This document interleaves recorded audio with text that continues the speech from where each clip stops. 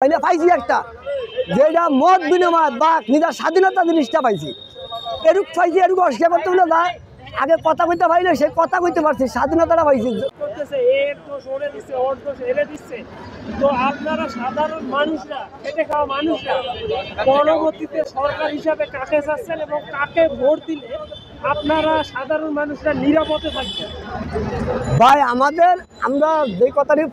প্রশ্নকর্তা আছেন আমাদের সাধারণ লোক সাধারণ দিন মজুরি করে খাইটা খাওয়াই না লোক কিছু মধ্যবর্তী লোক আছে তাকে কোনো সরকার এলে তাকে শান্তি আমি স্বাধীন বলে দিই না আমার বয়স পড়া 57 বছর চলে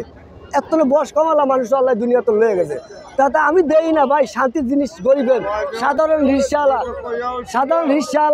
সাধারণ দিন মজুরি তাতে তাতে শান্তি ভাইয়া কোনো মধ্যে আমি দেখি না শান্তি যদি হইতো তাহলে আমাদের প্রধান উপদেষ্টা কাছে আমরা বহুত কিছু আশা করছিলাম সাধারণ লোকে তাতে আমরা সেটি কিছু আমরা পাইছি একটা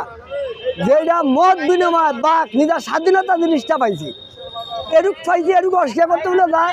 আগে কথা কইতে পারি না সে কথা কইতে পারছি স্বাধীনতাটা পাইছি এরূপ পাইছি আমরা তার কাছে আমরা আর কিছু পাই না ভাই সাধারণ লোক আর কিছু পাই না তাতে মনে করেন